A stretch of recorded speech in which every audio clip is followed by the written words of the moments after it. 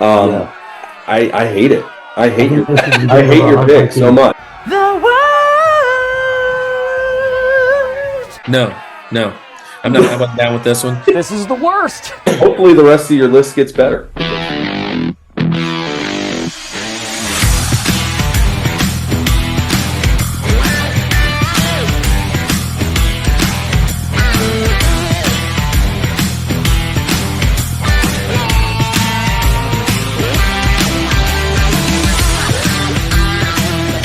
This is the Rushmore Show, where it's all about your top four and nothing more. September has arrived, and it is football season. Andy, week one is upon us. It has come and gone, and we're now in week two of college football. Really, week three, I guess, if you count the really cruddy games back in early August or late August. But we're football is rolling. We've had one football Rushmore that has gone by. It's done really fun. But man, this week we are going to celebrate some really fun stuff. Andy, are you ready for our Rushmore today? Dude, I am excited. Again, football month is great. I've got my Shane Falco jersey. Let's go. And we celebrated Falco back at the Super Bowl. Yeah, only the real ones know Shane Falco. Anyway, man, this is exciting. Last week, like you said, was a great time hanging out with Ezra from the Welcome to the League podcast, which brings us to today. And we talked about it last week. He has a co-host, right? And we figured, hey, let's bring it back on today. So we are welcoming in as our guest on the Rushmore Show today. Welcome to the Rushmore community, Jon, a.k.a. Beanie. What's up, man? Welcome to the Rushmore Show. What's up, guys? I'm so happy to be here. Dude. It's so nice to do Rushmore actually on video instead of in the comment section. Yes. Yeah. So everybody, Jon has been down in the comments. And he's going to hang out with us, going forward. But, dude, how's the show going? How is the show? Welcome to the league, man. You and Ezra started that up because of some things at church, huh? Yeah, we started it off with it started as a fantasy football league. That was the name of it. Then me and Ezra got talking one day, was like, man, we talk about football more than anybody that we know. So we need to just do the podcast together. Bro, I have to be honest. When I heard you and Ezra were doing a podcast, I made a phone call to Andy, and I was like, dude, what's going on? When did Beanie and Ezra become podcast buddies? Yeah, man. It's awesome. So actually, Beanie, correct me if I'm wrong. Didn't the idea really get started? Because I was in the fantasy league last season. We just had our draft for this season. But last season, in like the group chat we would have, you would post a weekly update with what happened in the fantasy league and what happened in the NFL that week. And it was like a 1 minute maybe little thing, and it was really cool. It was like you on your couch or something, just talking about fantasy week. But then did that have something to do with spawning the idea for the podcast? Actually, yeah, it is. Because of that, because Ezra saw me doing that, and he's like, "Oh man, you're so natural. We could work together. We can do a podcast. It's gonna be awesome. We're gonna really change a lot of things. We can make people talk about football more all year long now." I'm like, oh, that sounds like a good idea. Yeah, man. It was a blast. So you guys started a fantasy football league. I talked about this last week. Andy and I kind of met because of a fantasy football league at church, pretty much the same football league, but just further down the road several more years later. And then Andy and I decided, it's Rushmore Show, it's fantasy football, it's football season. Let's do our own football league. And then you and Ezra and a couple of the other people that are going to be on our show coming up or have been on our show and maybe have been on your show are in a fantasy league. And we just drafted this past weekend. And I'm fairly certain that my team's going to win and Ezra's team's going to lose. So that's kind of how I look at it. But he's not here to defend himself. But yeah, it's just how it is.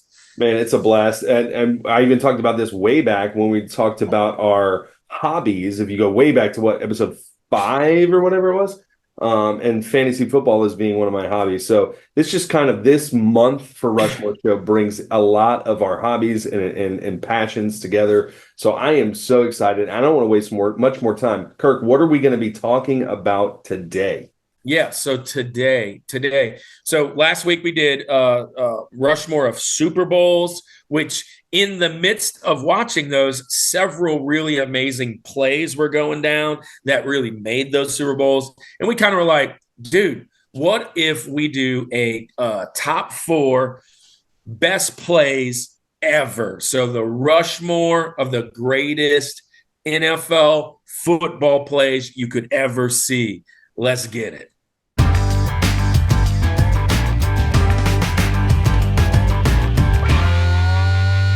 All right. Rushmore Show fam. We are going to go through our criteria as we always do. We're going to start with our Rosie. Andy's kicking it off. I'm next. Bean's third. And we're going to roll through this and give you our favorite plays ever. Hey, Andy, you know how we do it. Tell the fans all about your thought process, and then let's start the show off, dude. Yeah, man, there are so many plays that have happened, and we were kind of chatting before this. There's the best play ever happens every year. Like we have this recency effect of like, oh my gosh, this play that just happened, and then I kind of forget about other things that happened. So it was kind of cool to look back at some plays and remember some things. But I had to limit it. I mean, that's really the point of having criteria, that it helps us kind of narrow down our list to 4, right? The NFL put out a top 100 plays of all time. You can find all kinds of different things that, and we're talking dating back to like the 50s and 60s and that kind of stuff. So here's 3 things, okay? 3 things for me that, for my criteria. Number 1, I had to have watched it, okay? So I had to have been, watching the TV, following it some kind of way to have seen this play happen. So that immediately eliminates a lot of the classics, right? Just some of the best plays of all time. In fact, what usually ranks as number 1 of all time doesn't make my list because I didn't see it. It's way before my time. My second thing, I went ahead, and this was not something we were required to do, but I eliminated all Super Bowl plays because we talked about the Super Bowl last week. We talked about some amazing plays that happened in those. So it helped me to limit it a little bit by taking the Super Bowl out. And then my third and my final criteria, man, what do I want to see in NFL? I want to see scoring happen. So all 4 of my plays were actually scoring plays. Now, I could have picked defensive plays that weren't scoring. I could have picked just amazing catches that just happened in the middle of the field somewhere. But to limit it a little bit even more, I picked only scoring plays. So I had to see it. It was not in the Super Bowl, and it had to be a scoring play. That's my criteria, and that's kind of how I narrowed mine down. So in that, for my Rosie, man, in the NBA, there's the logo, right? Like this is the picture, like it's just iconic. Boom, there it is. We see the logo from the NBA. Many people argue, and I certainly agree, that if you were to make an NFL logo similar to the NBA logo, where it's actually like a silhouette of a play that's happening, this might be it. My Rosie, we're going to go back to November 23rd, 2014. Sunday Night Football is happening, and it is the Giants versus the Dallas Cowboys, and one of the greatest catches of all time. I'm talking none other than OBJ, the one-handed catch for the touchdown. This play was insane, man. So it's right into the I think the second quarter. It's like, not even a minute into the second quarter.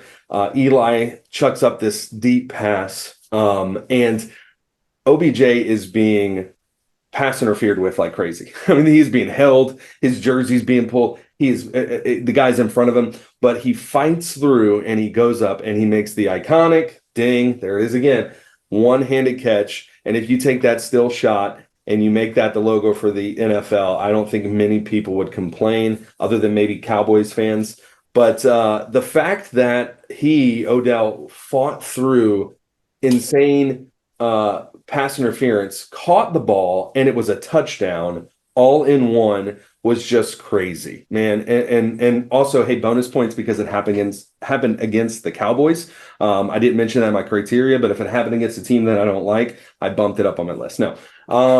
But yeah, so it probably goes down as one of the greatest plays, catches of all time. I mean, he's like contortionist, like backwards behind him, one-handed catch. I don't know how he physically does what he does. And the crazy thing, and I'm not talking about a career and a specific player, but Odell makes these types of plays pretty regularly. If you ever watch his warm-ups, like pregame and stuff, it's crazy what he does.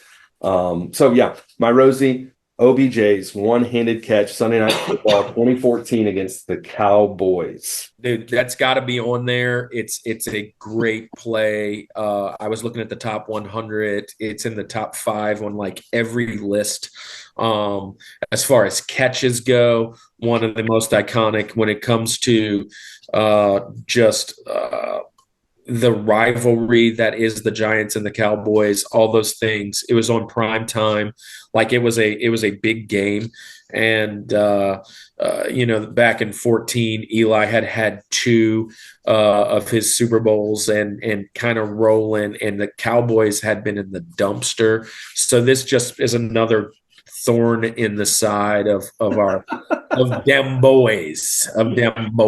Yeah. And so, yeah, it's good call. I love it. Edie, what you think about that play? What you think about that? Wow, right on time with the do. Oh, actually, yeah, I love that play. That will probably be the one play in Odell Beckham's career that people will talk about forever and ever until the end of time. Right. The pass interference, the somehow catching it out of nowhere like he did. They took that play, like you said, and you said they were going to use it as logo, but they actually took it, freeze framed it, and used that as the cover of Madden. Nice. Yeah. They can make a statue out of it. Odell has become a verb, much like mossing someone. Like Odell, like it's become a thing with like kids. Like anyway, so Kobe, Odell, somebody does something crazy like that. They always like, he just did it like Odell. Always right. So there's my Rosie, my number 4. Kirk, let's go to you. And what did you do? I know you said this was a very difficult list to narrow down. How did you bring it down to 4? So I am going to give you my criteria. 1, I did eliminate the Super Bowls, mainly because the 3 big plays that I would have put on my list, we actually mentioned them last week with the Tyree catch and the other catch by Edelman, and then the the onside kick, by the Saints. Some of those plays would definitely be probably ones that we're going to talk about for years. And there's several other ones. I mean, the interception by Malcolm Butler. And so, I mean, like those things happen. So because they were all mentioned last week, and being you don't have to not mention those because, bro, that's your list. I kind of eliminated them too. I tried because, hey, we already talked about them. The other thing was, and I wasn't copying Andy, but, imitation is flattery, I guess. It just so happens that all mine are scoring plays. Nice. So there's that. Just so you guys know, we don't talk about this. I'm going to say this. All of mine but one are actual catches by the receiver. They're actual catches by the receiver. There are some running backs that I wanted to put on here, but they're all in my honorable mentions. Rumbling, bumbling, stumbling, they're all in my honorable mentions. So with that being said, I'm going to start off my Rosie, and it was a wild card game, 2016. It was the Bengals versus the Steelers. And Ben Roethlisberger throws to the pylon to Martavis Bryant. He catches a one hand behind the back, under his butt, does a flip over the pylon for a touchdown to go up 16-0. It is one of the most amazing catches. When I was looking at the top 100, this one didn't even make it on the list. But to me, the idea that you scored, the idea that you beat the coverage in the corner, threading the needle with the ball, the height of the game, it being a wild card game, the idea that this is a rivalry, all those things come into play, and he gets the toes down. So there you go. Martavis Bryant. It was an 11-yard catch, I believe, about an 11, 12-yard catch. But the idea here is this. check out my background. This is the catch that we got that he made behind his butt. Dude, that's insane catch. Now, here's the thing. I obviously remember this very well because I was watching the game, and back then you've got you got the TiVo, or you got the DVR, and you're rewinding it. You're making him go back and forth 15 times. Like, dude, was that a catch? Was his feet in? And honestly, I think Bengal fans are still arguing that his feet weren't in because he didn't have complete control. But gosh, what a freaking play this was. I'm going to go with this as my Rosie. So as you're saying it, I had to look it up because I didn't remember it just based off of what you're saying. I mean, it's recent enough, 2016, and I'm watching it. I mean, it's literally on my phone right now. It's playing, and it's like repeating and repeating and repeating.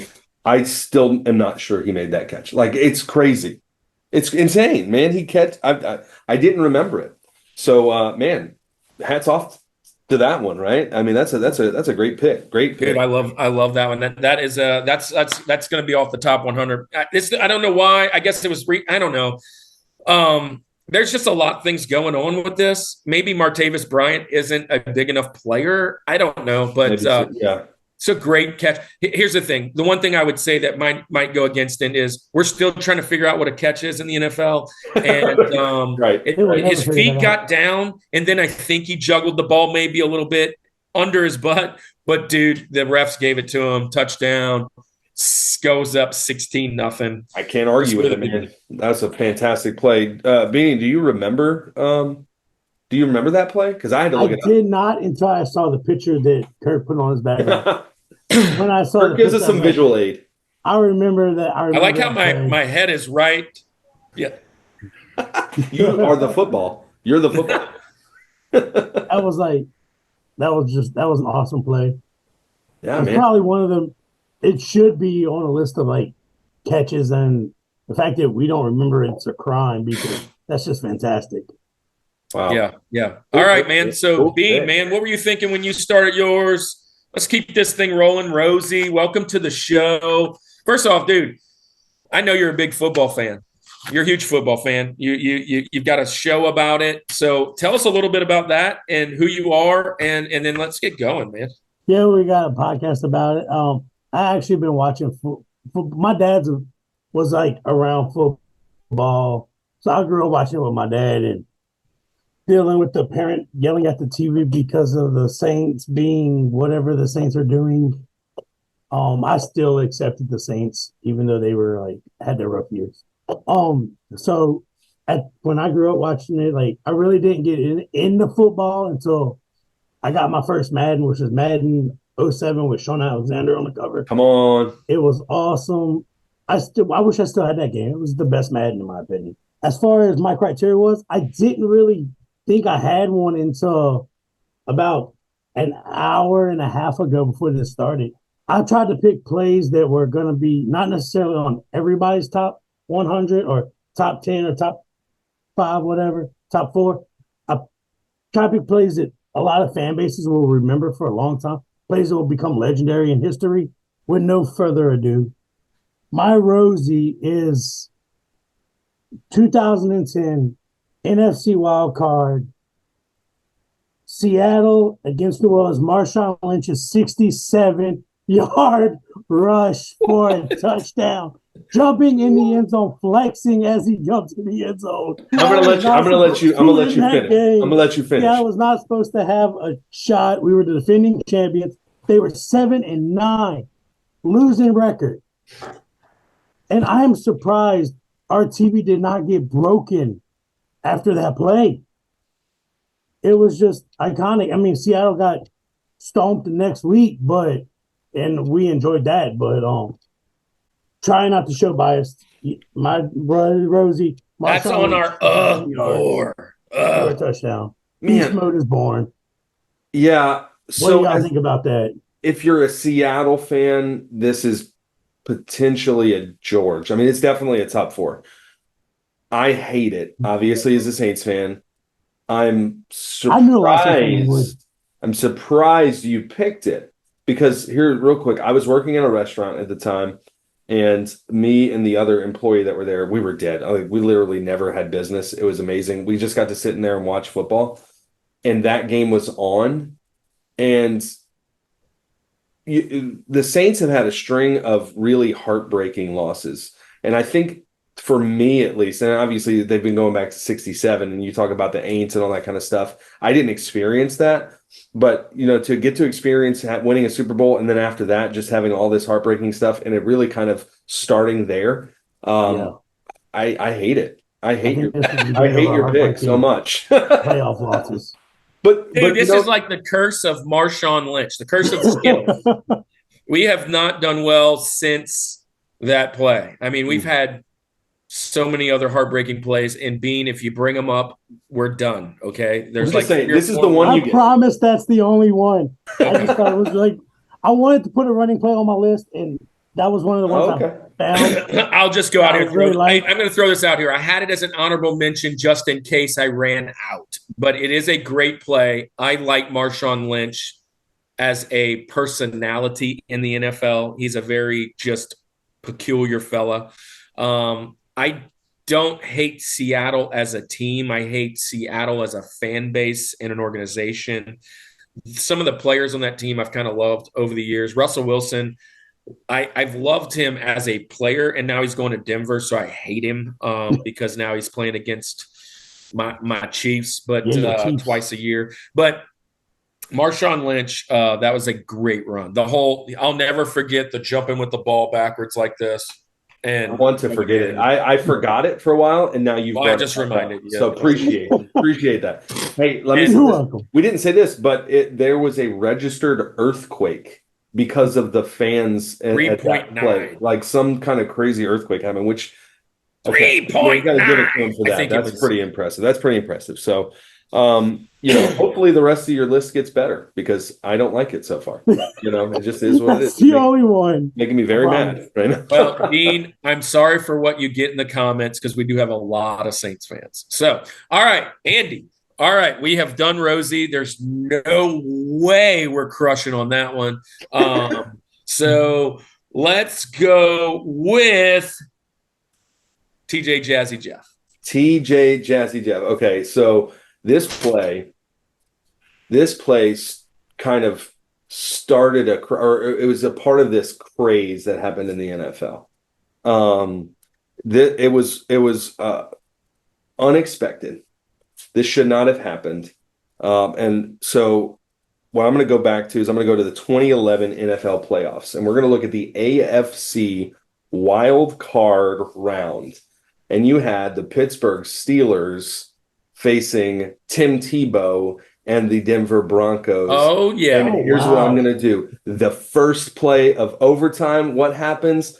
Demaryius Thomas on a slant. Tim Tebow hits him. 80-yard touchdown. Insane, man. I remember watching this game, and I don't even remember the circumstances that brought it to overtime. I don't remember anything about the game, but I remember the second overtime starts, this play happening, and just losing my mind. I'm not a Denver Broncos guy, right? I liked Tim Tebow, not because I thought he was a great quarterback. I just liked him. Obviously, big Demaryius Thomas fan, rest in peace. One of super underrated. Tough loss this year. That's a tough loss, man. Yeah, super underrated receiver for the time. Didn't really, anyway. So, but this play goes down in history. We're talking Tebow mania. We're talking just this shock factor. This was not supposed to happen. It certainly wasn't supposed to go to overtime. Tim Tebow wasn't supposed to bring the Broncos to the playoffs. Now, Broncos fizzled out after that, and Tebow essentially didn't last much longer after that too, because then Peyton Manning came in, and the rest is history there. But for a small window of time, there was just this magic that happened with the Broncos and Tebow mania, and it really just kind of culminated, and you see the picture of it in this play, and Demaryius Thomas just blowing past defenders, and it's a slant route. I don't even know if it was, it's not designed to be an 80-yard touchdown. It just so happens that those things happen, right? And gosh, I love that play. I remember fondly watching that one and just freaking out when it happened. What about you guys? I know, hey, Thomas is a viewer of this. He's in our fantasy league. I had to throw one out there for you, buddy. Broncos got to get some love. Broncos country. Let's ride. No. I'm not down with this one. I do like Tim Tebow a lot. I like him much better as a public speaker. I didn't like him at Florida for obvious reasons, and I didn't necessarily love him in the league because his main spot when he did well was with the Broncos as a Chiefs fan. But his faith and just who he is and just all the things that came with Tim Tebow and the criticism he received, I did like to see him succeed. And I was actually a little upset that he didn't try and do the tight end thing or the halfback thing a little sooner before going to play for the Mets. And that was an okay little gig for a little bit, but I love him now in the commentating world and on the he does like a prom for like handicap kids every year. It's one night to remember or something like that. And dude, that's a really cool program. I do like this play though. I mean, I know that's kind of skipping. The play was amazing. I just remember Elway, the greatest quarterback, one of the greatest quarterbacks in history, but the greatest quarterback in Broncos history, at least, just, because he's like the GM owner / everything over there. And he's like just cheering on the sideline for this guy. And you're like, that's a good scene. That's a good scene. Yeah, man. Nobody, it's an underdog story. It's just a great one to get behind. What about you, Beanie? I like this one. Mainly for the fact that I think Tim Tebow he wasn't the best at quarterback, and like I said, he probably should have played fullback or tight end or something sooner. Just the hate he got as the Broncos quarterback, to go in there and win a playoff game, essentially a running back winning a playoff game for the Broncos. It was awesome to see him do it. I wish he would have had more success in the NFL because like I said, he's a great man. As far as helping people out and being a man of God and everything. Yes, I do. I like that pick. All right. It's lightning in a bottle. It was a great one moment play in history. Love it. But let's go to yours, Kirk. Kirk, I know you got some Saints. No, I told you I got more catches. I got more catches coming. And here you go. I'm going to go back to November 6th. November 6th, year is 2000, Monday Night Football. Green Bay versus the Minnesota Vikings and your boy, Brett Favre, in overtime, just like good old Tim Tebow, from about the 45, throws one up, a Hail Mary kind of esque pass, hits Chris Dishman, bounces off, hits Antonio Freeman about 15 times. He puts a hand under it like a volleyball save, turns around, catches the ball, and then realizes nobody's touched me yet, stands up, and scampers in for about a 15-yard run to go and win the game. You mentioned it has to be scoring plays, have to see it. I remember being at Buffalo Wild Wings watching this game. It was in the rain, which makes it even worse. I mean, rain's going on. And it was just one of those catches, and it's one of those Favre moments. I know Favre is your guy, Andy. He is your guy. He's from down here. He's from down here and hanging out with, the Kiln. He's from the Kiln. But, hey, old Brett threw this one up, and it was just such a fantastic just recovery catch. The idea that you have the wherewithal to get up and continue running. If you haven't seen the play, here is the hand. Here's what we get. Oh gosh, I can't get you right there. There it is. That's blurry. Well, that's back in 2000. They didn't have the technology they have now. Everything. Look at that. I like any great big play that happens against the Vikings. I'm down with that. So hey, that's another play that I'm having to look up. So you're pulling out some deep cuts. I'm 2 for 2. You're 2 for 2. So look, I think we're gonna. I'll probably crush with you the rest of the way out, though. Yeah. So Randy Moss is in. Somebody, I'm crushing with somebody on the way out. Do you, Beanie? Do you know this? Do you know this play? Are you 2 for 2 also? He's stumping us. Yeah. That was before I was watching football. Dude, Alive. honestly, when I thought of plays, this was probably the first one that immediately, because I was trying to think of ones that are iconic, that are like that I remembered, that weren't like yesterday, right? There's some that are just like it just happened, and this was back in the day. I remember being in Buffalo Wild Wings with the guys and the place just going crazy because, I mean, we're probably fans of neither, but everybody kind of likes Brett. And to see something like that happen, it was an insane catch. It was just insane. Beanie, where are you going for TJ? All right, TJ Jazzy Jeff, which is still the best name ever. I didn't, unlike y'all, I did include a one Super Bowl play. It's not the Saints Super Bowl. Still hate on the face, man. Come on now. It's Super Bowl 52, the Eagles and the Patriots. Yes. Probably one of the most iconic Super Bowl players of all time. We're using that word a lot today. I'm talking nothing else other than the Philly special. Philly special, baby. Love it. Handoff to Corey Clement. Tossed it to Trey Bergen. Touchdown, wide open, Nick Foles. Nobody saw it coming, not even the people in the stadium. That, to me, was probably one of the best Super Bowl plays of all time. And it happened against the Patriots, so it's always good. Bonus points, yes, absolutely.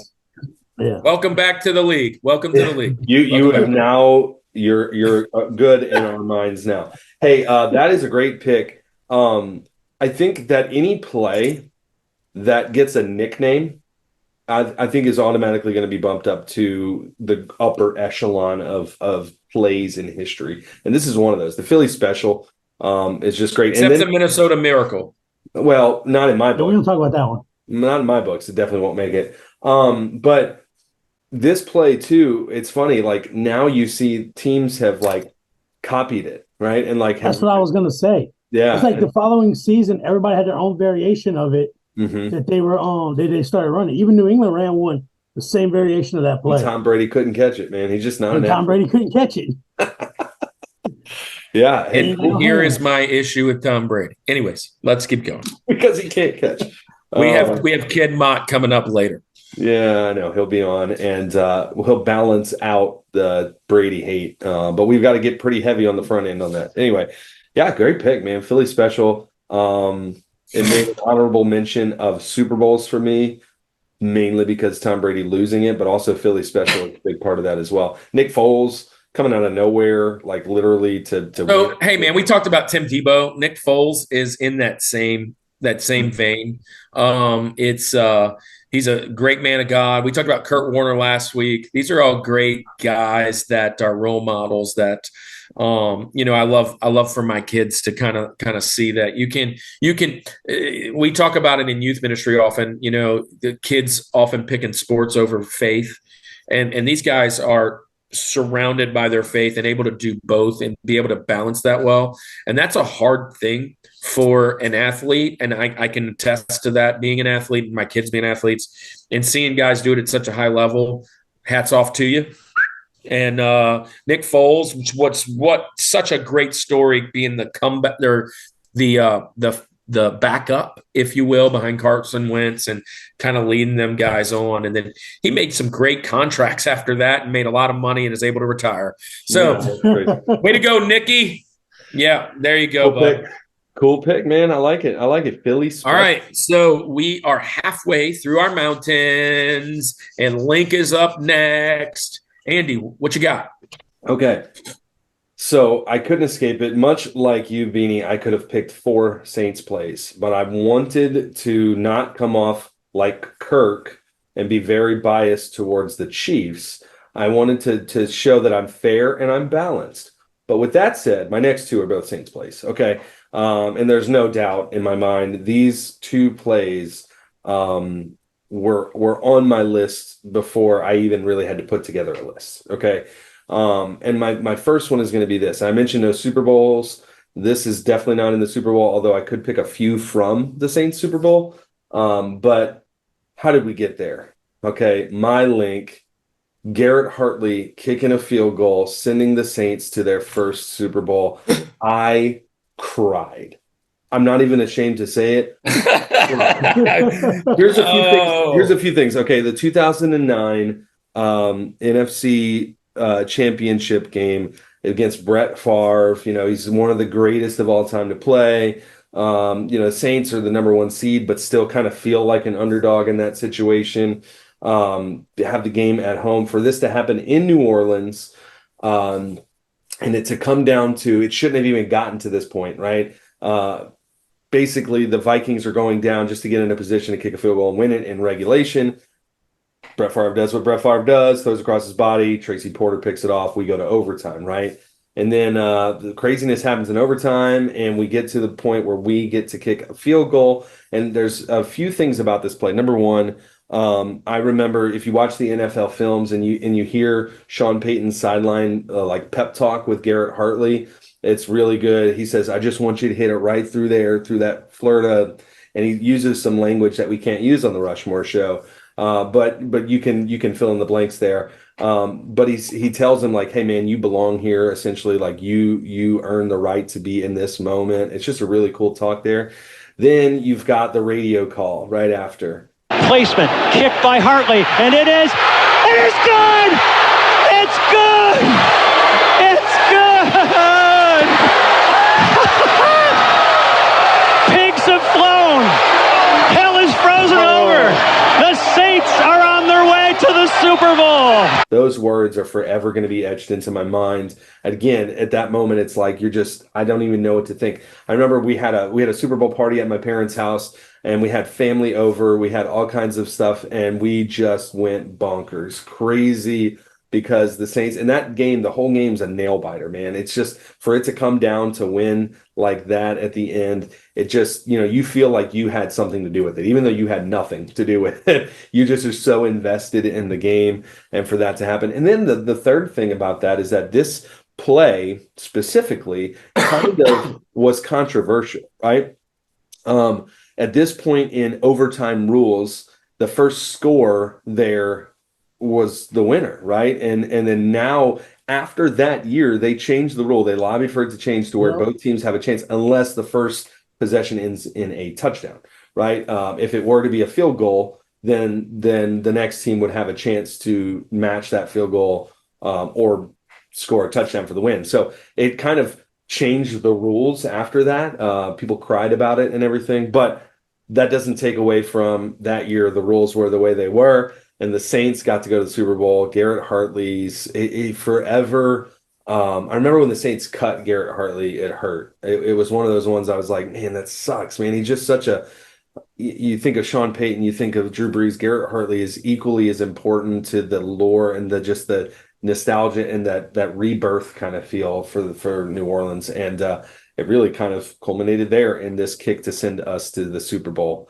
I know I'm talking to two Saints fans here, and I know you're going to agree that this is a great play, but any other thoughts on that one? Yeah, I'm kind of a loss for words on this one. Like, so here it is. I remember where I was at for this particular game. I did not go hang out with friends. I remember sitting on my couch and almost knowing we're going to blow this somehow. Just know it. Just kind of in that Atlanta Falcon mode. We're just going to blow this somehow. Had to fit that in. I like it. And you're playing Favre. You're playing first ballot. It's just, gosh, I know it's going to happen. Minnesota's been a thorn in the playoffs for us for several years now, along with the Rams. You just see it coming. And when we had the opportunity to kick it, I'm still nervous because this is a normal kick for most folks. It wasn't a 65-yarder, right? Okay, we just get the ball down, laces out, do everything you need to do. And as soon as he was in half stride of that kick, my hands went up, and I was just like, stop. And I remember Brittany was like, what's the big deal? I wish somebody would have had the camera behind me, like sometimes folks do, where like I know he's about to go crazy. Yeah. I just fell to my knees and just was like in awe. Like we're going to the freaking Super Bowl. This is the most amazing feeling in my life. Yeah. Yeah. It's a great pick. I have to. Yeah. I love Garrett Hartley. Beanie, Saints fan here. Yeah. Where were you at? Where were you at when Garrett Hartley kicked this field goal? I was at a friend of mine's house after the ball finally went through the uprights, which felt like from the time it left his foot to the time it went through the uprights, felt like an eternity. Yeah. The first thing I did, I called my dad and be like, "Are you okay?" He's like, "I'm speechless." I'm like, "Yeah, me too." Just the first thing I thought of, because like my dad's a diehard Saints fan. You know this. Y'all both met him. Y'all both know him. And he raised me to be diehard no matter what. Through ain'ts and whatever. Don't ever give up on your team. So I felt like the only thing I could do during that kick was call him to make sure he was okay. Yeah. Because I was worried once that ball went to the uprights. We just me and him sat on the phone for 10 minutes not talking. Yeah, because we had to let it settle in. You hear fireworks all around you if you were in a neighborhood. People were just screaming, yelling. It truly was awesome, and probably number 2 in Saints history, in my opinion. Yeah. As greatest plays ever. So Kirk, let's go on to your link. What's your number 2 play? My number 2 is a Rushmore, man. So we're crushing. We're going with the Odell catch, man. We're going with the Odell Beckham catch. And I actually struggled maybe not even making this my George. In my opinion, it is. I mean, he's 3-fingering that ball right there. I mean, thumb, just it's a bit of glory. Some things that you missed on the mention. So here it is. Both of these guys are from New Orleans, Eli to Odell. So that's cool. Love some hometown kids. I'd love to see Odell dressing the old black and gold this year when he comes back with Jarvis, even if it's just for the one last ride. It wasn't such a huge game. It was a rivalry game. It puts them up 14-3. We kind of talked about it, but really there is you kind of said it. This was the making of that aura of Odell and the way he catches, the way he practices those catches. And honestly, he would be in probably the top 10 or so receivers of all time if he could have stayed healthy. It's kind of like the King Griffey thing, right? It's kind of like you're just amazing talent. You've got it, you whatever, and you kept getting hurt. And what could have been? I mean, look what happens when he came and got a real quarterback and rolled with the Rams last year. And then, of course, he gets hurt again. So anyways, love it. Love the catch. If you listen to the play, Chris Collinsworth says, That may be the greatest catch I've ever seen. And he's been commentating a lot of football as much as nobody loves him. But he played, he commentated. He's been around the game for a long time. And yeah, it's a big deal. It was a big catch. Look at the guys' faces behind you that are watching Odell. Like the cameraman is in shock. Look at this guy right over my head. Yeah, exactly. He is right there. Look at security. Security is forgetting about his job. He's not looking at what he's supposed to. He is totally just locked in on the catch. And the best part is he is blanketed with double coverage, passing interference, pulling down on him. I know. And he doesn't step out of bounds. He's tightrope in the sideline too during that. I mean, and it's a November game. It wasn't playoffs. It wasn't I to be honest with you, I don't even know what the final score of that game was. I don't care.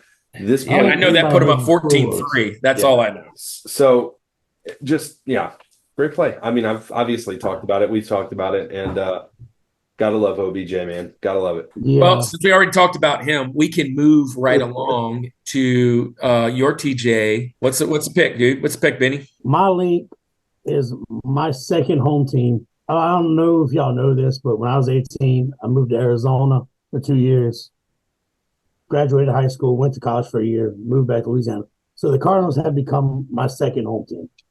You have the Chiefs, I have the Cardinals. I went through a bunch of Cardinals plays, and I settled on this one. In 2020, the strangest year ever.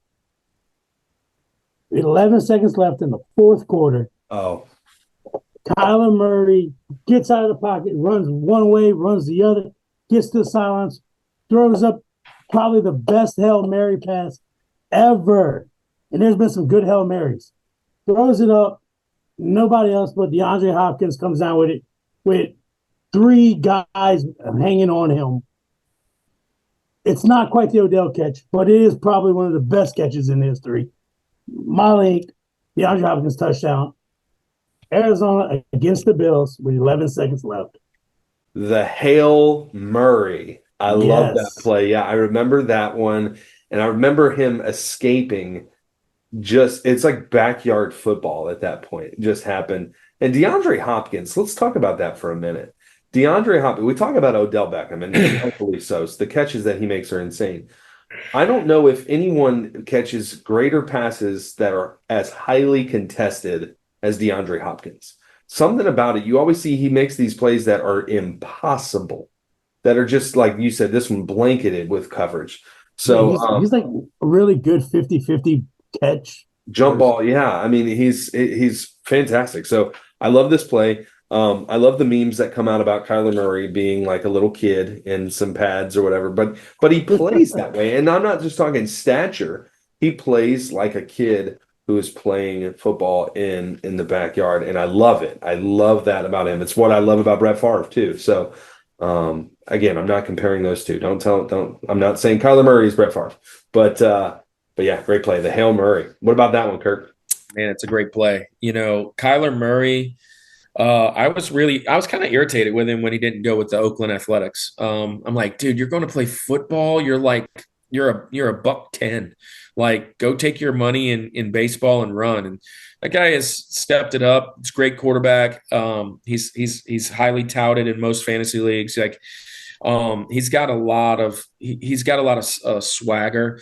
And we talked about it last week. The Cardinals were basement cellar dwellers for years until Warner, Edge, Fitzgerald, Bolden, those guys all showed up. And Kyler is kind of just taking the torch basically from Carson Palmer and kind of let it move right on down the road and kept that team at least relevant. And I think they really have a shot at doing something. So, I love this play. I love that the idea that the Cardinals are really pushing the door against the Rams and the Niners and the Seahawks, because I don't like any of those guys too much. So, way to go, Kyler, with your Hail Murray.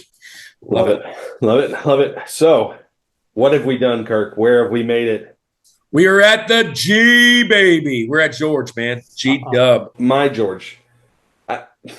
There's not a better play in NFL history if you're a Saints fan.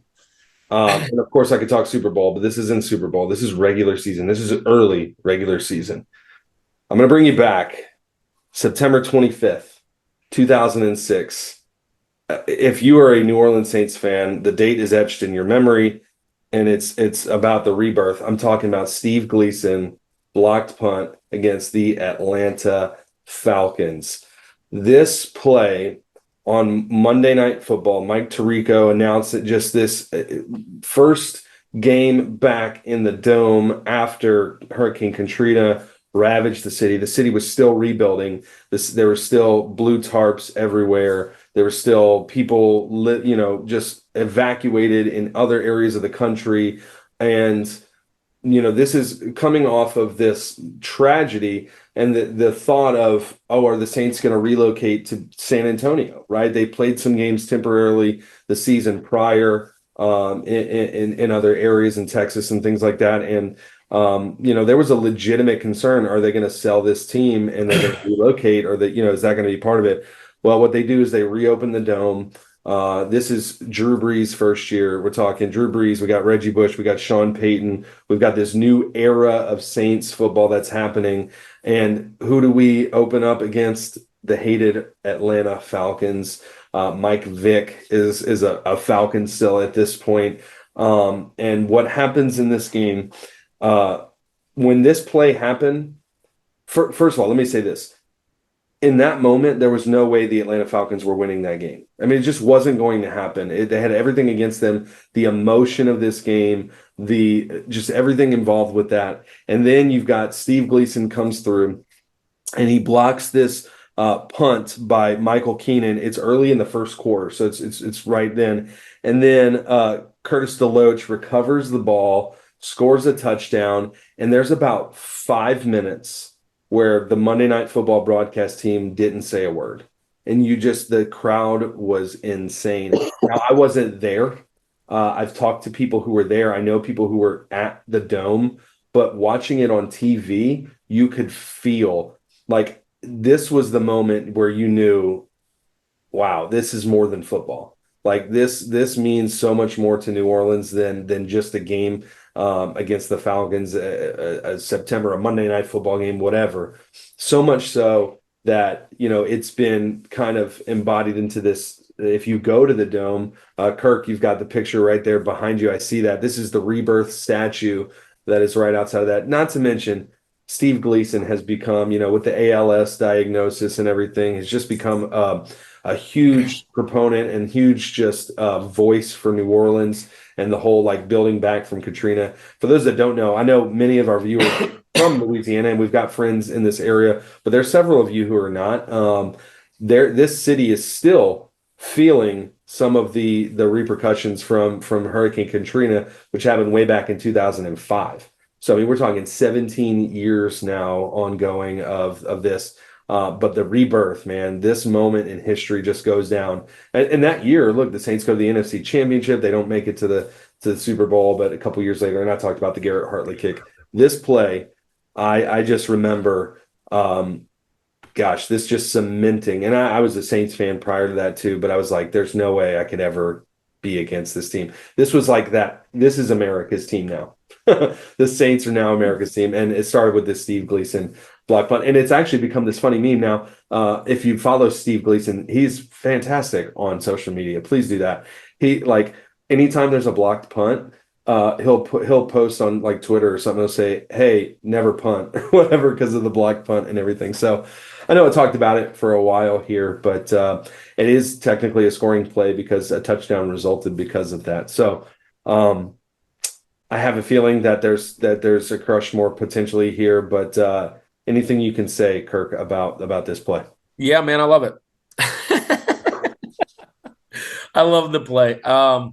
We're gonna definitely go. We're gonna give it a Rushmore here. We go with my George. There's obvious reasons, and here's the deal. Everything you said. I'm here in Atlanta. There's a lot of Houdats here, and people that moved when the storm was coming in. You had options to go north. You had options to go east. You had options to go west. Many went west and landed in Atlanta and never came back. And I'd beg to differ that there is probably just as many Saints fans here as there are Falcons fans. It is and that's not true. There is lots of Falcons fans. You just tend to try and overlook those guys. But the idea of this game was much more than football. It was much more than sports. It was much more than a W. It was much more than a block punt. And I don't know if you mentioned this. I might have missed it while you were talking, but Steve Gleason now has ALS, and he's got a great foundation and no white flags. And our buddy Chris, you've seen Chris on our episode. He's got it tattooed on his arm for Gleason. And just that moment was much more than football for us here. The Saints were also kind of like what I was just mentioning with the Cardinals in the cellar for most of, since the 60s when they started. And when this happened, I mean, there was so much emotion, so much building up. I mean, we're still building our houses back.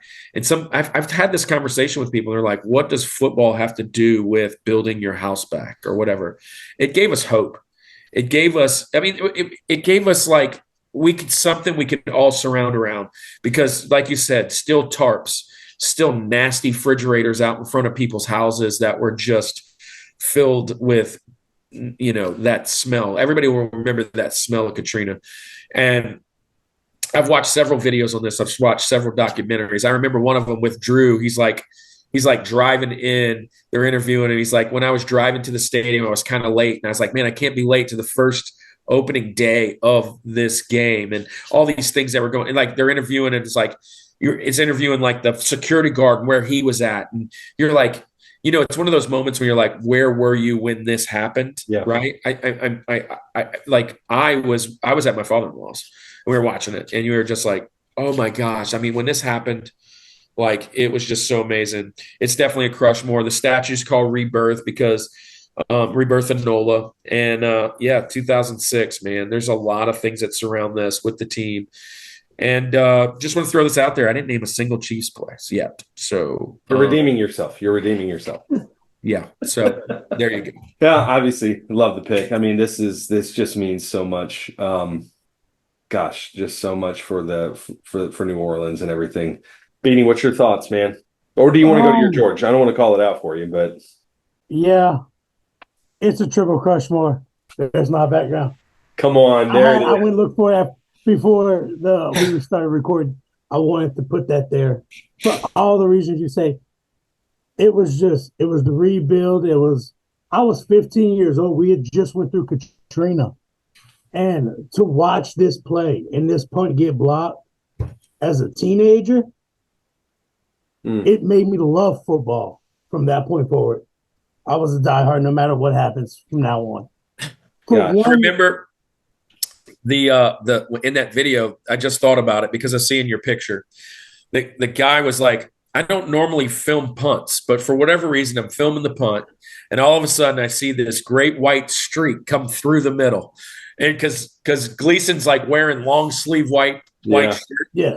This great white streak comes through the middle. Lean back a little bit. And you know what? Gleason really did nothing for the rest of his career. Or in the beginning of his career. Like, he was just a special teams guy. Yeah, like he was just for the most of his career. And this, I mean, he is more than – there is a bit of a lore around Gleason, man. He's loved everywhere, man. Yeah, he those flowing locks that came through, man. Yeah. Gotta love it. This play. And him and Fajita's friendship was so awesome. That was a big deal. See them go to Machu Picchu, and I was just about to say that. A Machu Picchu, so cool. Fajita brought him all the way up there while he was in ALS. Like helped him get there. Like with his wheelchair, carried him, and all that stuff. Yeah, it's pretty cool story. Triple Rushmore, people. Yeah, there's no first time play to end this little mountain off of. Kirk, is this the first time? Now we've had triple Rushmores before, but is this the first triple Rushmore George? I'm thinking I'm gonna have to go fact check that, but I don't think Nintendo 64. Did we triple Rushmore that? Mine was Mario Kart, so I don't think we did. Okay, yeah, I was thinking maybe Bond. Yeah, so I don't think we did on the George. So here we go. This is a first time, people, that I had no doubt that this one was going to be there for us. Yeah, and, I said it when you said it a while ago when you said that Garrett Hartley kicked that field goal through. I said there was only one other play that goes above that in Saints history. This one. It's this one. Yeah, I can't agree. Good pick. Good pick. I mean, our fans might not love it, but we are Saints fans, and this is more than football. And I don't care if you're a Falcons fan or not. This was a big deal for us. So it makes it extra sweet that it is against the Falcons, though. I mean, let's not forget that. Let's not forget, like, if it was against the Browns, I mean, yeah, it's great. It would have only been better if it would have been like 28-3.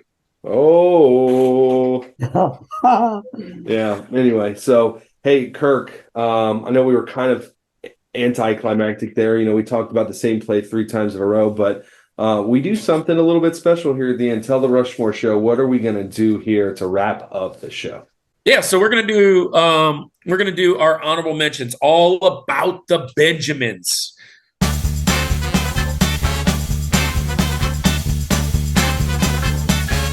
right, Rushmore Show. It is time for our second segment. It's all about the Benjamins. We've started a new way, a new style. It's the new style. Anyway, so we're gonna go with basically it's kind of a round robin. We're going to go back and forth. Each one of us get a shot. If they pick ours, we can't crush here. So if they pick our honorable mention, we're going to throw out 4 more, like a whole nother mountain, if you will, and see if we can put together 12 amazing plays that should be on somebody else's mountain. So we're going to start off, first of all, with Andy. Then it's going to go me, and then on to Beanie, and back and forth. Here we go. Okay, so I'm gonna pick really quick. I'm just gonna explain it. 2017 is the year. It's not a scoring play. It's Atlanta versus New Orleans again. Don't mean that to happen, but bonus points that it happens. Matt Ryan throws an interception. Marshawn Lattimore picks it off.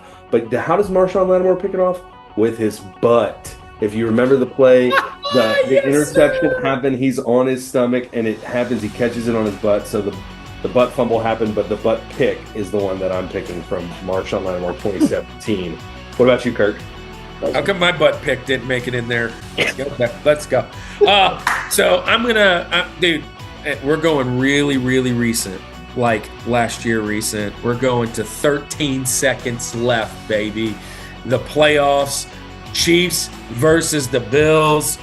Too much time on the clock. Too much time on the clock. We get a pass. Kelsey orchestrates the whole thing all the way down. Tells Mahomes what to do. Mahomes looks at him. Do it, do it, do it. He cuts through the seam. Touchdown win over the Bills. Overtime to go to the Super Bowl. Love it, love it, love it. Beanie, you're next. What's up? Super Bowl. Giants' second Super Bowl. Marlon Manningham tries to do his best David Tyree impression. It catches it on the sidelines to keep the drive going. Nice. I love that. Yeah, that's a great one. That one gets pulled up a lot too. So awesome one. All right, so let's go. Another Saints play. I'm just going to do this here. Saints Super Bowl year, regular season. They're playing the Washington, was the Redskins, now the Commanders, but they're playing them. Drew Brees throws an interception. The guy runs it back. Robert Meacham comes and pulls a full-on Madden and just yanks that thing out of his hand and returns it for a touchdown. So Drew threw a pick. The guy's returning it, but Meacham gets it anyway, and it's a Saints touchdown. Dude, that was a great plays of all time. That was a fun play, and I forgot about that one. Thank you for the reminder.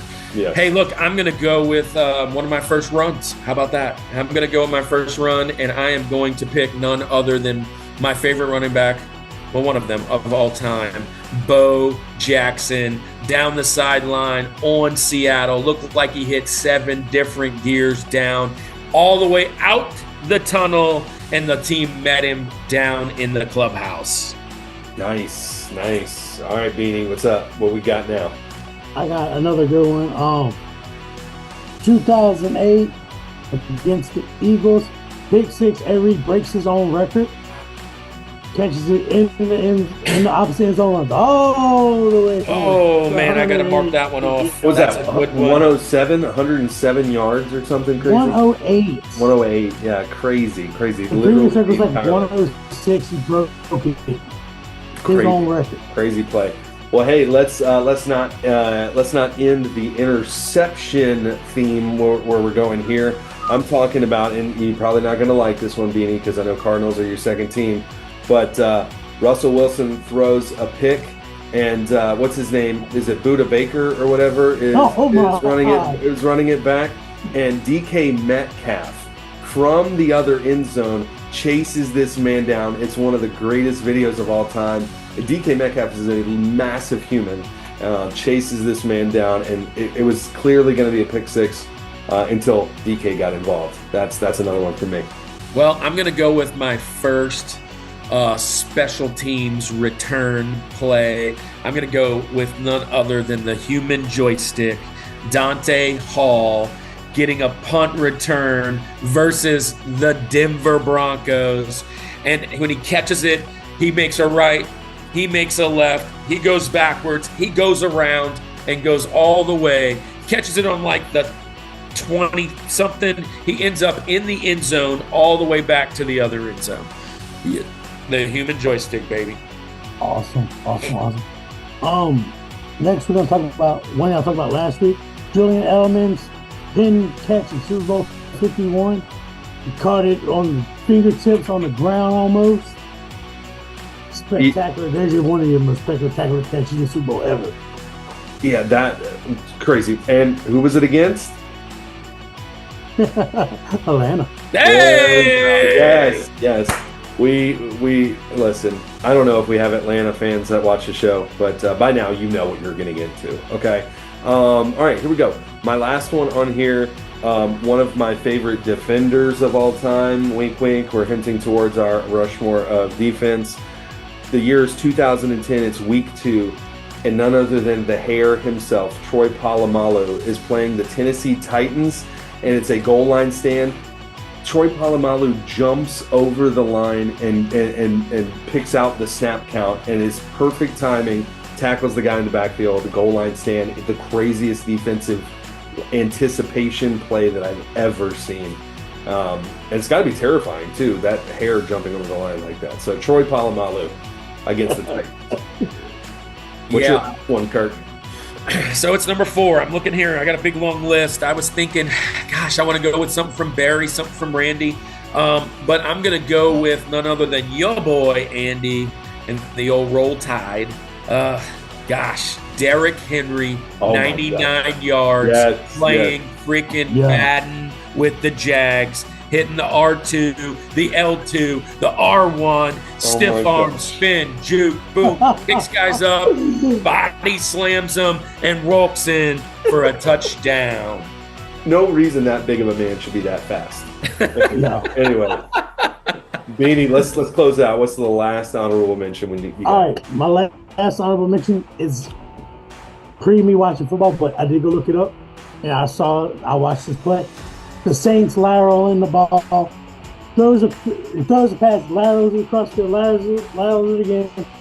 They lateral it like 100 times, end up scoring the touchdown to tie the game up, or so they thought. Yeah, so they thought. I was hoping you wouldn't go to that next play.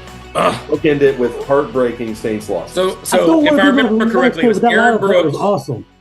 So if I remember correctly, it was Aaron Brooks to Dante Stallworth, right? Yeah, I think so. Yeah, that was right. Stallworth cuts across, throws it back, 3, 4, 5 more down the way. I was in Iraq for that play. That's 2003, right? Yeah, 2003. I think was that one. Yeah, probably so. And I figured that was one of the ones that you guys were talking about for Saints. So, hey, look, there's a ton more plays on here. Might put them in the comments, might not. Check out the top 100 NFL plays. There's several really cool videos. We might put some links in the description to some of those other good ones. Yeah. But man, Beanie, thanks for being here. It's been great. So Rushmore fan, check out Welcome to the League. It's a podcast on Spotify. They got a little bit of a show. They're starting up on YouTube. Let's go over there and give them some subbies and give them some love as they go through the season, guys. Be on the lookout. This week we have released a kind of a part 1 of our all Rushmore team, like all Madden team or all Century team. We got the all Rushmore team that's coming out. We have put out the offense. This week will be the defense. We're going to bring on special teams and the front office like we did with baseball, but just a different style. You can check that out here on YouTube or check it out on TikTok and share those array. But, man, it's been a great month so far. We're excited to bring on some more of our friends, the McLaneys and Mike McLaney and Ken Maat, our old pastor. He's going to get on here, and you're all going to just love what he has to say about pretty boy. But, hey, Andy, what you got going on, man? Yeah, man, I just want to share the love for Welcome to the League again. I 2 weeks in a row of having you guys on. It's been a treat. If you go back a couple episodes ago, I was actually on the podcast and we talked about uniforms, right? So we talked about Rushmore. We actually did a Rushmore of uniforms on that episode, so it was a fun time there. But gosh, man, it's been a blast. Look, Rushmore community, do me a favor. Put it in the comments. You know, I know you guys, we've got some NFL fans, some people who've watched this. What are some plays?